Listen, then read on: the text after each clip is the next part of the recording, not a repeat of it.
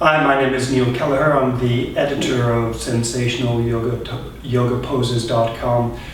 I recently got a letter from someone experiencing knee pain, particularly when walking upstairs and also while doing squats. She said that her right knee tends to collapse inwards. So in this video I'll go over a set of exercises or possible exercises that you can do to correct that problem or similar problems. The first suggestion I would make when dealing with the knees is to make sure that you can activate your feet and ankles. This is particularly important when balancing on one leg, although you will also be learning to use your hip muscles as well. Your feet are the first point of contact with the floor. Your feet and ankle control the shins, which is the bottom part of your knee joint. So I'd suggest start with your feet, make sure your feet are stable, your ankles are stable, and then from there work up to your hips. The exercise for activating your feet and ankles is fairly simple. You can stand with your knees straight or slightly bent with your toes pointing straight ahead. From here you can allow your ankles to relax, allow your shins to roll inward, to collapse inwards. And when I do this, my inner arches collapse. From there, slowly roll your shins outwards so that your knees point straight ahead, so that your knees are about the same width as your feet. And then roll your knees inwards. You can practice getting the feel for this exercise. Inhale, roll your shins out. Exhale, roll your shins in. And this action should come from the feet and ankles rather than the hips. Secondary action that you can do while rolling your shins out. As you roll your shins out, focus on pressing the outside edge of your feet into the floor without lifting the inside edges of your feet. So slowly roll your shins out, press down through the outside edge of your feet, through the base of your little toe, and then relax. Repeat that a few times.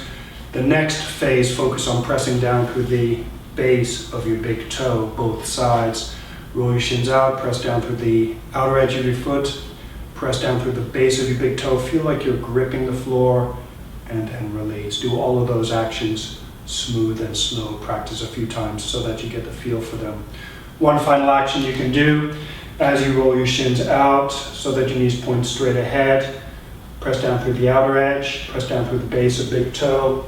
Also pull up through the center of your outer arch. So there it'll feel like you're completely gripping the floor. The challenge then will be to see if you can keep that action while balancing on one foot. Now going on from here, focusing on knee actions or knee problems in particular, you can activate your feet, point your knees straight ahead, and you might want to vary the amount that you roll your shins out. And this is something good to practice, particularly when you're standing on one leg, such as when walking up the stairs. See if you can vary the amount that you roll your shins out. You may find that a slight variation rolling your shins out or in may help you to alleviate knee pain. Now then, going on to a squat. I'm putting my knees straight ahead. Feet are parallel. My feet are about hip width apart. When squatting, to prevent excess knee stress, as you squat, you can focus on reaching your hips back. And so that you remain balanced, reach your torso forward. If you have trouble balancing, you can always reach your arms forward to help you balance. Try and lengthen your neck and then slowly stand up. When doing this exercise, squat down slowly. Don't worry about doing it with your breath. Breathe naturally. Focus on first activate your feet. Slowly reach your hips back and your chest forward. Try and keep your knees from going too far forward. And to do that, reach your hips back. And as you do that, you can vary the amount you roll your shins in and out, or you can focus on keeping your shins and knees pointing straight ahead, and then slowly stand up. If you have difficulty pointing your knees straight ahead, use your hands to help. One point, as you're going down, focus on lifting your side ribs. Try and make your waist long. This helps to support the muscles of each side of your hips, which may be helping to make it easier to keep your knees pointing straight ahead. This gets more into the hips now, not just the feet. But anyway, feet active, Lift your ribs as you sink down. Try to keep your knees pointing straight ahead. If you're having trouble with that, use your hands. So squat down, sink your hips back. Use your hands to vary the amount that you roll in your shins, your thighs in or out. You might need to squeeze your buttocks a bit. And then see if you can make your legs strong so that they keep the thigh position, then release your hands. Put your hands back on the thigh, use your hands again, relax your legs.